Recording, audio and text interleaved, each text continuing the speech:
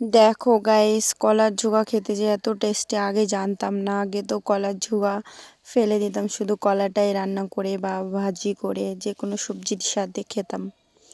এখন দেখো, এক জায়গা থেকে দেখে শিখে আসলাম, একটা কাকিমা শিখিয়েছে। তো ওইগুলোকে সিদ্ধ করে কাঁচা লঙ্কা দিয়ে পেঁয়াজ রসুন দিয়ে বাটাবাটি করে পুরো গরম গরম ভাতের সাথে খেয়ে নেবে, দারুণ টেস্টি লাগে।